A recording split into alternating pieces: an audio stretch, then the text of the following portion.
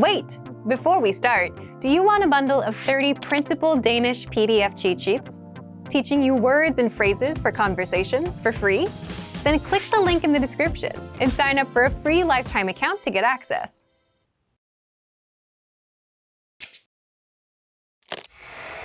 How are your Danish listening skills? First, you'll see an image and hear a question. Next comes a short dialogue. Listen carefully and see if you can answer correctly. We'll show you the answer at the end.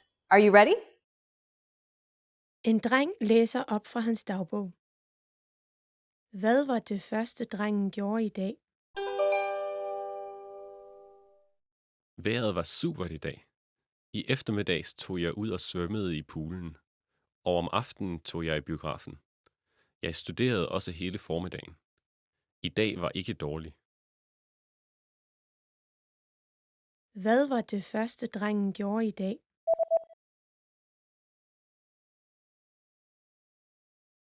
En dreng læser op fra hans dagbog. Hvad var det første, drengen gjorde i dag? Vejret var supert i dag. I eftermiddags tog jeg ud og svømmede i poolen, og om aftenen tog jeg i biografen. Jeg studerede også hele formiddagen. I dag var ikke dårlig. Did you get it right? I hope you learned something from this quiz. Let us know if you have any questions. See you next time.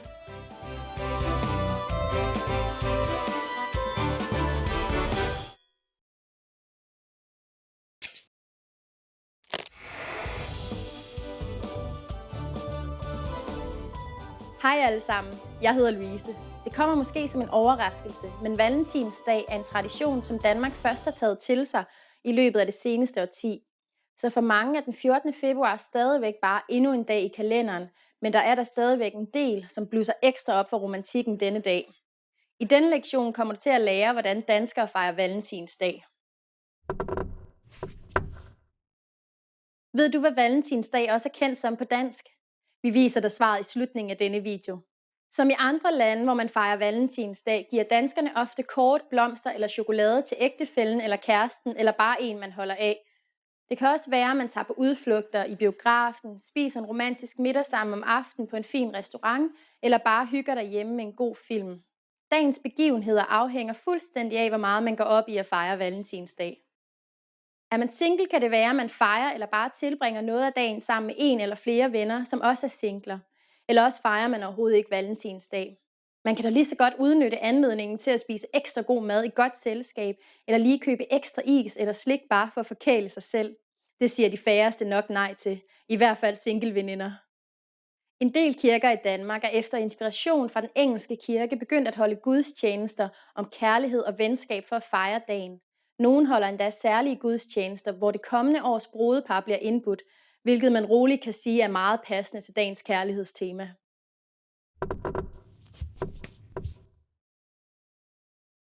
De fleste valentinstraditioner er generelt inspireret af amerikanske og engelske film, da valentinsdag er meget mere fasttømret i de kulturer end i den danske. Derfor kan der let opstå visse forventninger til dagen, især hos den håbløse romantiker. Og nu giver jeg dig svaret på den tidligere quiz. Ved du, hvad valentinsdag også er kendt som på dansk? Den er også kendt som de elskendes helligdag. De fleste skal dog nok på arbejde eller i skole, og alle butikker holder åbent. Så det er ikke en rigtig officiel helligdag. Hvordan var denne lektion? Lærte du noget interessant? Har du en fast valentinstradition? Skriv en kommentar til os på danishclass101.com, så ses vi i næste lektion. Hej hej!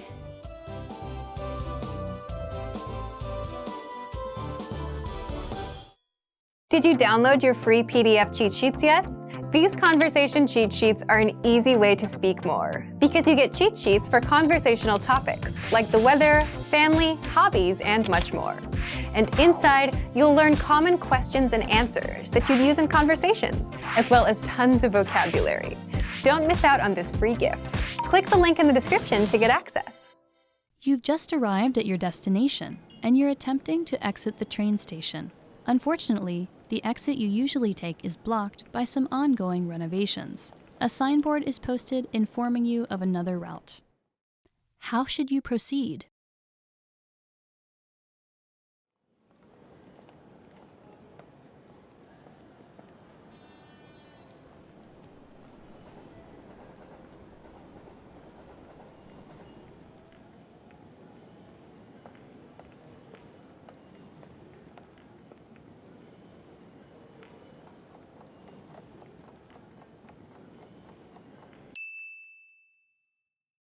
How should you proceed?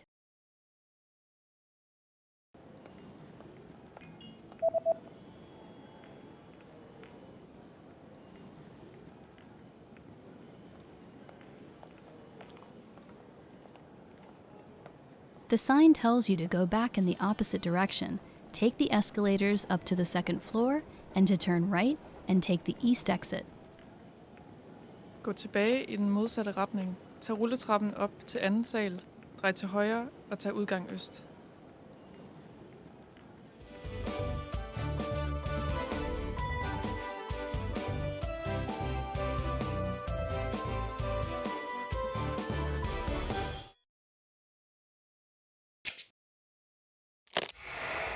How are your Danish listening skills? First, you'll see an image and hear a question. Next comes a short dialogue. Listen carefully and see if you can answer correctly. We'll show you the answer at the end. Are you ready?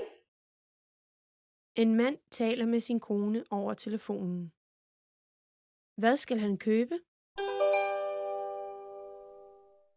Hej, jeg er på vej hjem nu. Okay, gider du at købe noget på vejen? Ja da. Hvad vil du have, jeg skal købe? Vi skal bruge noget mælk og brød til morgenmaden i morgen. Mælk og brød. Okay. Hvor mange kartoner mælk? En burde være nok. Ellers andet? Et øjeblik. Lad mig se, om vi har smør. Fint, vi har noget. Det er godt. Har vi flere øl tilbage? Ja, vi har stadig nogle dåser. Okay, så vi har ikke brug for at købe nogen lige nu. Jep, det var alt. Tak. Hvad skal han købe?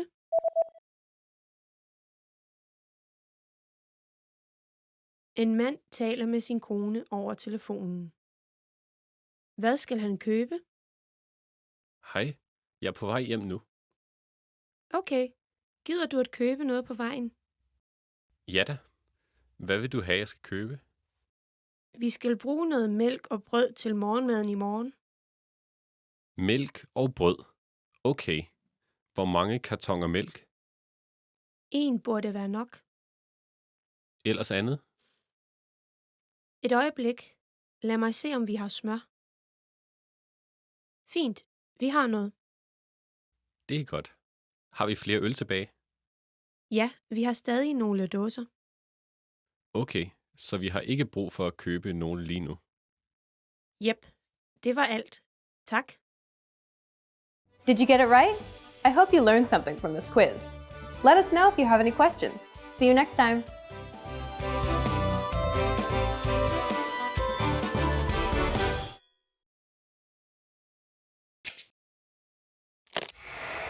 How are your Danish listening skills? First, you'll see an image and hear a question. Next comes a short dialogue. Listen carefully and see if you can answer correctly. We'll show you the answer at the end. Are you ready? En kvinde og en mand kigger på et billede. Hvilket billede kigger de på? Dette er et billede af det fodboldhold, din søn er på, ikke? Hvilken en er din søn? Ham her. Han er den højeste. Jep, han er endda højere end mig. Hvilket billede kigger de på?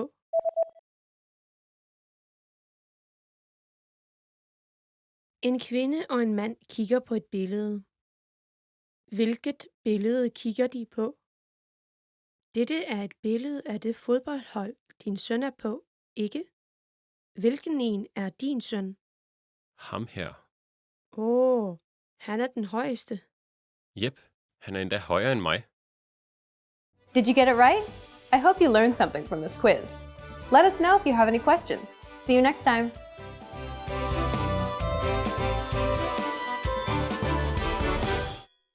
Now that you're finished with this lesson, don't forget, as a free bonus, you get over 30 conversation cheat sheets, but only if you sign up via the link in the description.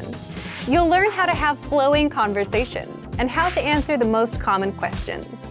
You can also print out these colorful cheat sheets to keep as physical study material.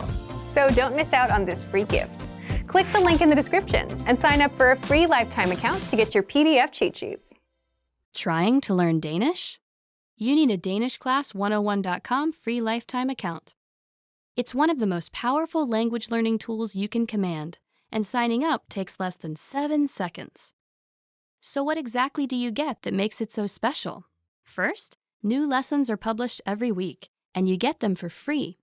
Enjoy learning with fun and effective audio and video lessons with real teachers. Make the most of your study time as our teachers help you hack Danish and get you speaking in minutes. Second, free instant access to the first 3 lessons of every lesson series. Explore and try any lesson series that interests you, from beginner to advanced. Find teachers you love and lessons for your goals. Third, learn Danish anywhere, anytime with the free companion app. Download it now for free for the iPhone, iPad, or any Android device, and have instant access to your free lifetime account and lessons anywhere, anytime. Fourth, boost your vocabulary with the free word of the day. Every day, receive 1 new word in your inbox that you can master in seconds. Want even more words? 5. Get complete access to our word and phrase lists. Wow native Danish speakers with cool topical and seasonal words and phrases from our lists. And finally, number 6, the best for last. 7 days of unlimited access to our entire library of audio and video lessons. Premium study tools like line-by-line audio, word bank, and smart flashcards to help you learn lightning fast. Get your free lifetime account right now at DanishClass101.com. Sign up in less than 7 seconds. And the account is yours for free for life. So what are you waiting for? Get yours now.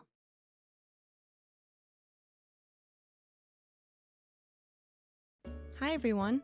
Do you know how to say thank you in Danish?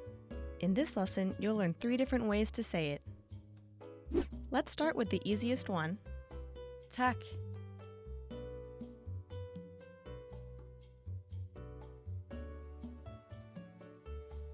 Tak. Another way to say thank you is Mange tak.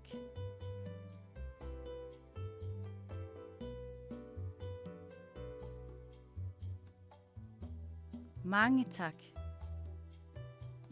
Finally, here's a third way to express your gratitude. Tak skal du have.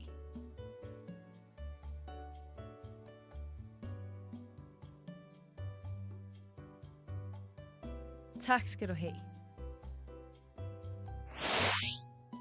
Okay, let's wrap up this lesson by recapping what we've learned. Tak.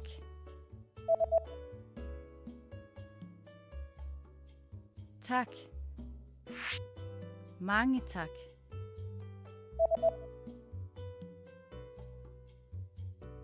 Mange tak. Tak skal du have.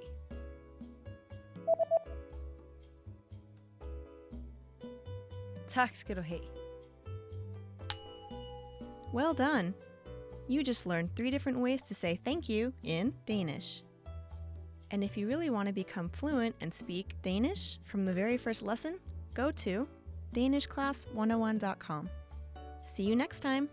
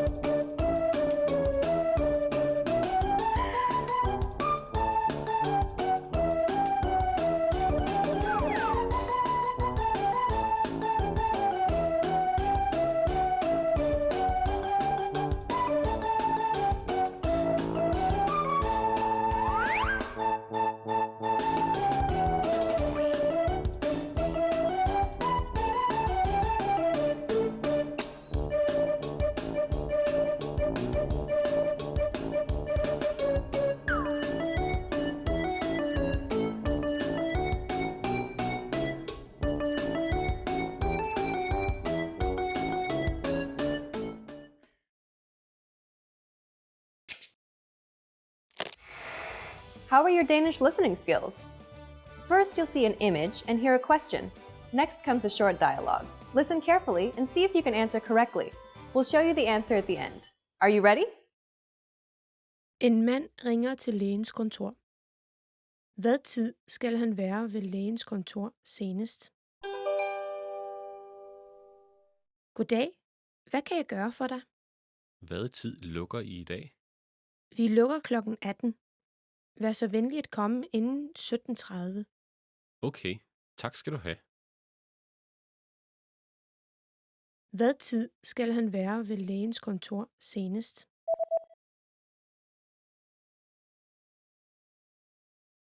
En mand ringer til lægens kontor. Hvad tid skal han være ved lægens kontor senest? Goddag. Hvad kan jeg gøre for dig? Hvad tid lukker I i dag? Vi lukker kl. 18. Vær så venlig at komme inden 17:30. Okay, tak skal du have. Did you get it right? I hope you learned something from this quiz. Let us know if you have any questions. See you next time.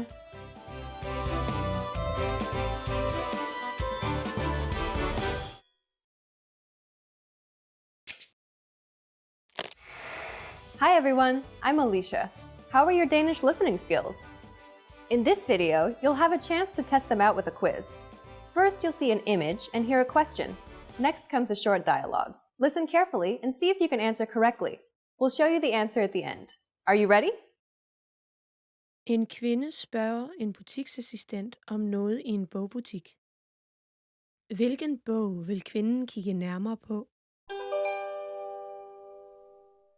Undskyld mig. Jeg vil gerne se på den bog på hylden der. Hvilken bog vil du have? Den om biler. Lige et øjeblik. Denne her. Ja, den der. Værsgo. Hvilken bog vil kvinden kigge nærmere på?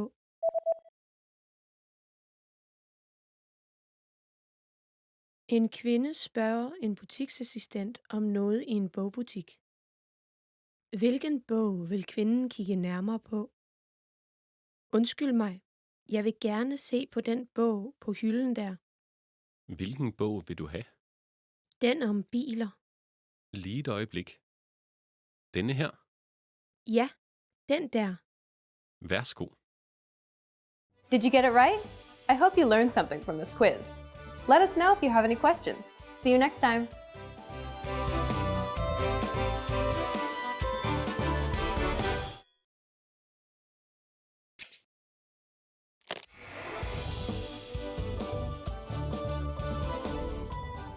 Hej, jeg hedder Louise. Hi everybody, I'm Louise. Welcome to DanishClass101.com's Dansk på 3 minutter, the fastest, easiest and most fun way to learn Danish. In the last lesson you learned the phrase undskyld, kan du tale engelsk, which means excuse me, do you speak English? We mentioned the word undskyld, which means excuse me in Danish. In this lesson you'll learn how to use undskyld and other words when you're apologizing in Danish. The common way to say excuse me is undskyld. Undskyld. You can use undskyld in formal situations, such as when you're ordering something in bars or restaurants. For example, undskyld, en kaffe tak. Excuse me, a coffee please. You can also use it when you're asking a question. Undskyld, hvor er Tivoli? Excuse me, where is Tivoli? You can also use undskyld to apologize for an action. Undskyld. Sometimes you'll hear Danes say sorry, which is a loan word from English, and it's often used as a quick apology amongst friends. Sorry. Another common apology is beklager, which means the same thing when you want to excuse yourself for an action. Beklager. Beklager. All of these phrases can be used for either excuse me or I'm sorry, but if you really want to apologize for something, it might be better to use a slightly longer phrase. That phrase is undskyld, det er jeg virkelig ked af, and it means excuse me, I'm really sorry, and it can be used in both formal and informal situations. Undskyld, det er jeg virkelig ked af. First we have the familiar undskyld. Next, we insert the Danish pronoun for that, which is det. Then which means am. This is followed by the pronoun jeg, which means I. Then we have virkelig, which means really. And finally, we have the phrase ked af, meaning sorry about. Undskyld, det er jeg virkelig ked af. Now it's time for Louise's insights. If you accidentally bump into someone in Denmark, you might not get any response. But to be polite, you should either say undskyld or beklager. It is also common to use the exclamation åh before apologizing. Åh, undskyld. Are you able to count in Danish? In the next lesson, you'll learn the numbers in Danish from 1 to 10. I'll be waiting for you in the next Dansk på 3 minutter lesson. Vi ses næste gang!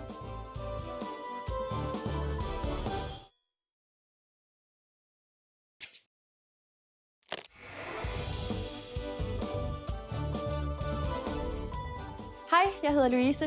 Hi everybody, I'm Louise. Welcome to DanishClass101.com's Dansk på 3 minutter, the fastest, easiest and most fun way to learn Danish. In the last lesson, you learned how to count in Danish. I hope you spent some time practicing the numbers because they will come in handy for this lesson. You're going to learn how to go shopping in Denmark. Before we go, you need to know how to say how much is it? Hvor meget koster den? Hvor meget koster den? Okay, are you ready to go shopping in Denmark? Let's go. You see something you like and want to ask the shopkeeper how much it costs. The first thing to say is undskyld. Do you remember what that means? Excuse me. Undskyld, hvor meget koster den? Undskyld, hvor meget koster den? Now in Danish, the object that you point at is either den or det.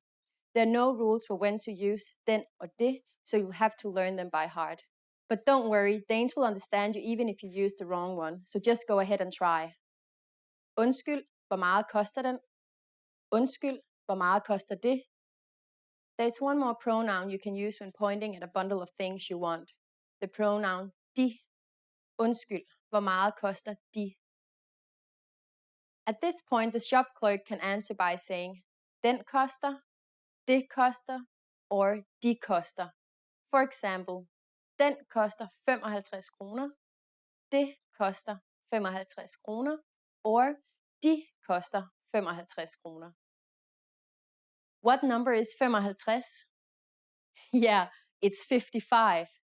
So this means it cost 55 kroner. Now it's time for Louise's insights. The pronoun you will use most often is det, because not only is it used to ask prices of some objects, but also services, like if you want to get a haircut. So get used to asking with this. Hvor meget koster det? Hvor meget koster det? At this point, can you count kroner in Danish? We're going to learn how to do this and much more in the next lesson. I'll be waiting for you in the next Dansk på 3 minutter lesson. Vi ses næste gang.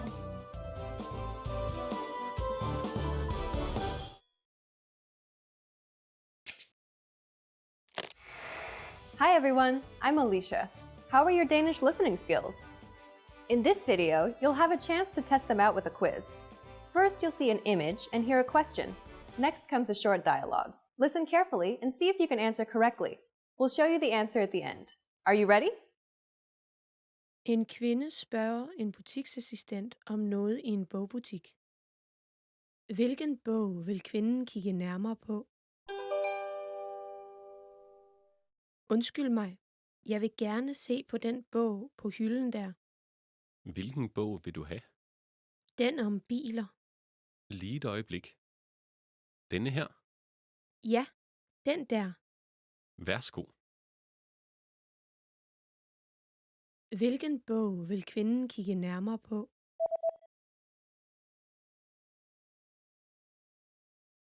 En kvinde spørger en butiksassistent om noget i en bogbutik. Hvilken bog vil kvinden kigge nærmere på? Undskyld mig, jeg vil gerne se på den bog på hylden der. Hvilken bog vil du have? Den om biler. Lige et øjeblik. Denne her. Ja, den der. Værsgo. Did you get it right? I hope you learned something from this quiz. Let us know if you have any questions. See you next time.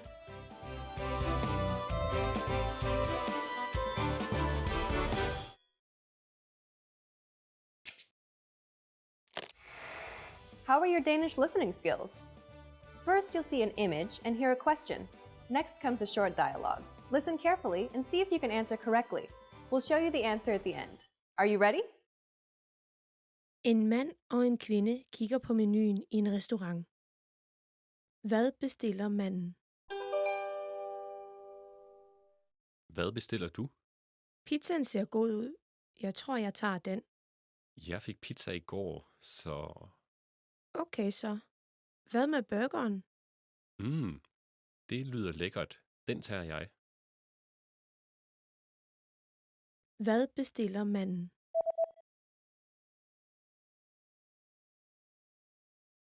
En mand og en kvinde kigger på menuen i en restaurant.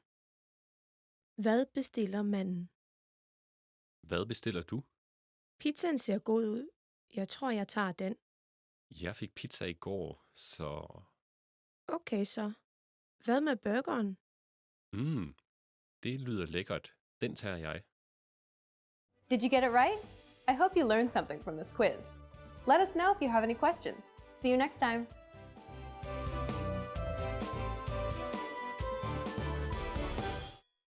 Hi everyone! Do you know how to say I love you in Danish?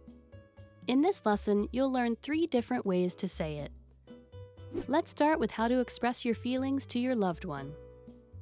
Jeg elsker dig. Jeg elsker dig.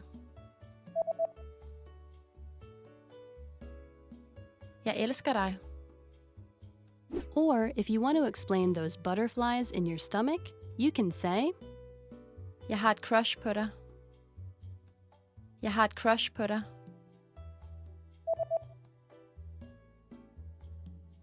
Jeg har et crush på dig. and when you feel that I love you is not enough, you can say, Ord kan ikke beskrive min kærlighed til dig. Ord kan ikke beskrive min kærlighed til dig.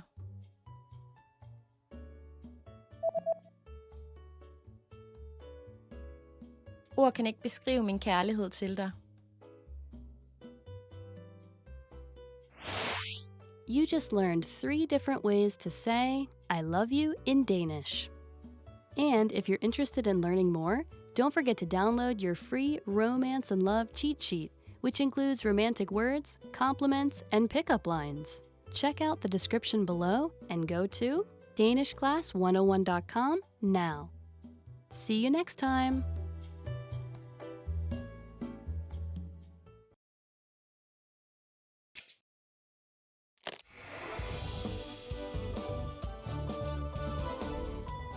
Welcome to danishclass101.com's Dansk på 3 minutter. The fastest, easiest and most fun way to learn Danish. Hej, jeg hedder Louise. Hyggeligt at møde dig. Hi, I'm Louise. Nice to meet you. In this series, you're going to learn basic Danish expressions. It's super easy and it only takes 3 minutes. In this lesson, you'll learn how to introduce yourself in Danish. There are only 2 sentences you need. Let's see how Danish people introduce themselves. Hej, jeg hedder Louise. Hyggeligt at møde dig. Hi, I'm Louise. Nice to meet you. Hej, jeg hedder Louise. Hyggeligt at møde dig. Start by saying, hej, jeg hedder. Then say your name. Hej, jeg hedder Louise. Finally say, hyggeligt at møde dig.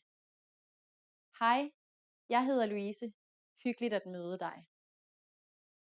And now let's see the same sentence in a different format.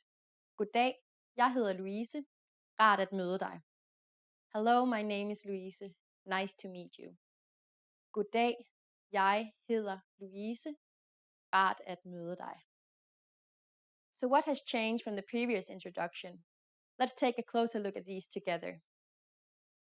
Hi has been substituted with an alternative greeting, goddag, Danish for hello or good day.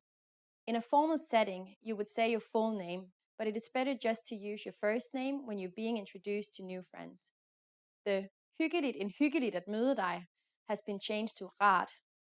When you meet someone in a formal context, for instance at work, rart at møde dig would be the most appropriate greeting, while hyggeligt at møde dig is for when you're introduced to new friends. One more time. One way to introduce yourself in Danish is, Hej, jeg hedder Louise. Hyggeligt at møde dig. An alternative way to introduce yourself is, Goddag, jeg hedder Louise. Rart at møde dig. Now it's time for Louise's insights. When you introduce yourself, it's a good habit to shake hands in Denmark. While rart at møde dig is slightly more formal than hyggeligt at møde dig, you don't need to worry too much about which one you use. If you use one of these sentences, Danish people are definitely going to be impressed. Do you know how we say thank you in Danish? You'll learn how to say this and many other words in the next lesson. Tak, vi ses næste gang. See you then.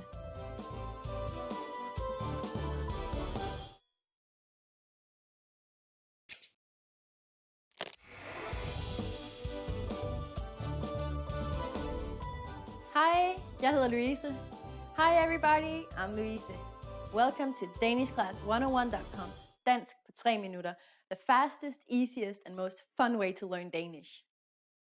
In the last lesson, you learned the numbers from 1 to 10. Have you forgotten? Here, I tell you again. 1, 2, 3, 4, 5, 6, 7, 8, 9, 10. And now let's continue from 11. 11, 11. 12, 12. 13, 13. 14, 14. 15, 15. 16, 16. 17, 17. 18, 18. 19, 19. And finally we have 20. 20. Okay, now repeat after me. I'll say the numbers and give you time to repeat each one. 11, 12, 13, 14, 15, 16, 17, 18, 19, 20. These numbers may seem harder to remember, but a lot of them are just a single number you learned from the last lesson with 10 added to the end. The rest you will have to memorize. Let's not stop at 20. Counting to 100 is super easy once you know the system. Now I'll give you the tens. 30, 30. 40, 40. 50, 50. 60, 60, 70, 70, 80, 80, 90, 90, 100, 100. You'll have to memorize most of these numbers as there are no tricks in the book that will make memorizing them easier. 30 and 40 are conjugations of 3 or 4, but memorizing the tens above 40 might take some practice. As for 100, it sounds a lot like the English word 100 and shouldn't be that hard to remember. The last thing to learn in this lesson is how to form compound numbers above 20. This is also super easy. Take the numbers you learned in the previous lesson and simply add og, which means and then the tens. Let's try it out. How would you say 56 in Danish? Let's take it step by step. 6 is 6, add og, and then add 50, 50. 6 og 50. It's done. Isn't it easy? Let's make another number, for instance, 98. Take 8, 8, add og, and then add 90, 90. 8 og 90. Now it's time for Louise's insights. To count higher than 100 should be no problem at all. Just take the 100, 100, and add an og and whatever compound 10 after that. For example, 135. 135. 135. After only 2 lessons, you are now able to count to 100 in Danish. In the next lesson, we are going to put your number knowledge to use. Do you have all the language skills you need to go shopping in Denmark? If not, I'll be waiting for you in the next Dansk på 3 minutter lesson. Vi ses næste gang.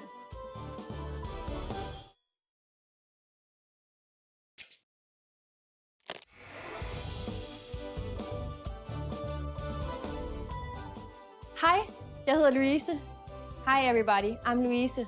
Welcome to DanishClass101.com's Dansk på 3 minutter, the fastest, easiest and most fun way to learn Danish.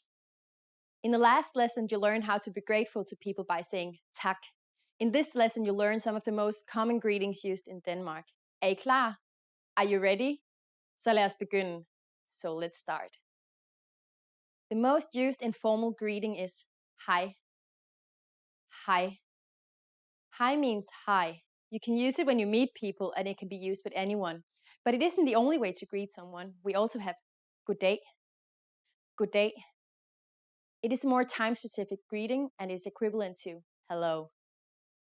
Literally, good day means good day. As a rule of thumb, you can use good day only during the daytime, from morning until evening. During the evening, we say god aften. God aften. Aften is Danish for evening, so god aften means good evening. Finally, in the mornings, we say god morgen. God morgen, which means good morning. Good day, god aften, and god morgen are used when we meet someone, but when we leave, we don't say these again. When parting ways for a long time, we usually say ha det godt. Ha det godt. Ha det godt means be well, but a better translation is all the best. Finally, in Danish, we have an expression meaning see you. Vi ses. Vi ses. Now you can greet people in many different ways in Danish. Let's review them all again. When meeting friends or someone we don't know, hej or good day. In the morning, god morgen. In the evening, god aften. When leaving for a long time, ha det godt. When leaving and implying see you soon, vi ses. It's easy, isn't it?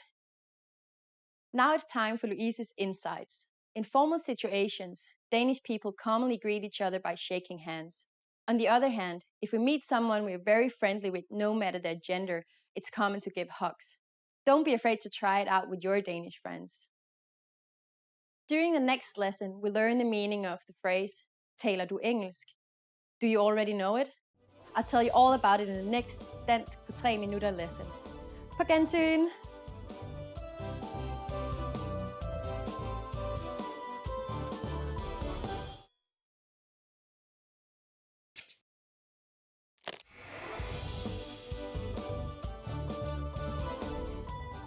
Hej, jeg hedder Louise.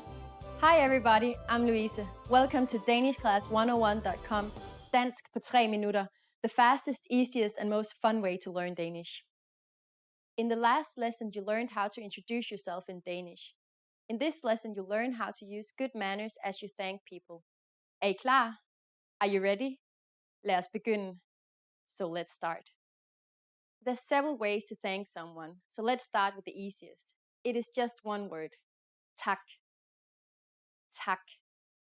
Tak means thank you. When you say thank you very much, you just need to add mange at the beginning. Mange tak. Mange tak. Mange means many, so mange tak is like saying many thanks. During the last lesson, we didn't really mention anything about formality in speech in Danish. However, there are some subtle differences in how we will be perceived by others. Tak is the more casual way to thank someone, while mange tak expresses more gratitude, so it's slightly more formal or polite. A longer and more formal phrase, which expresses a lot of gratitude, would be tusind tak skal du have. Here we've changed mange to tusind, which means thousand, and added skal du have, which literally means you shall have. Tusind tak skal du have. But how do you answer these expressions of gratitude? It's easy. There are basically two different ways to do it. The first is velbekomme. Velbekomme. Velbekomme literally means you are welcome. The other way to say you are welcome is the expression det var så lidt. Det var så lidt. Literally, this phrase means it was so little and is equivalent to don't mention it, but it's the most common and polite way to respond to someone thanking you. So when someone says tak to you, you can simply reply with velbekomme or det var så lidt. Now it's time for Louise's insights. If you're not sure about whether to use tak or mange tak, keeping it simple is always your safest bet. You don't have to worry about formal or informal situations. Tak can be used with just about anyone, anywhere, and at any time. Do you know what vi ses means? In our next lesson, you'll learn this and other greetings in Danish. Tak, og vi ses næste gang.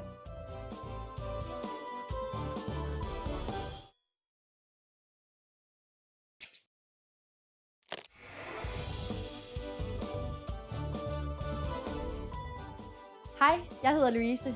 Hi everybody, I'm Louise. Welcome to DanishClass101.com's Dansk på 3 minutter, the fastest, easiest, and most fun way to learn Danish. In the last lesson, you learned the most common forms of greetings in Danish. Do you remember them? In this lesson, you're going to learn a very useful phrase. Do you speak English? If you find yourself in a situation where you need assistance in English, this phrase can be a lifesaver. And because you're asking it in Danish, you will be sure that everyone will understand what you're saying, even if their answer is no. Here's the most common way to say it. Taler du engelsk? Taler du engelsk? Danish is a pretty straightforward language. We conjugate verbs based on time, which means we have the past, present, and infinitive. The question, taler du engelsk, translated as, are you speaking English? In Danish present tense, speaking is taler. The second word in the sentence, du, simply means you. And you probably recognize engelsk to be English. Taler du engelsk. To learn how to properly conjugate verbs like taler, please check out our Absolute Beginner series on DanishClass101.com. You can find very detailed grammar lessons and resources there. Like English, there are many ways to ask this question. Let's look at another one that is also pretty similar to English. It's literally the equivalent of, can you speak English? Kan du tale engelsk? Kan du tale engelsk?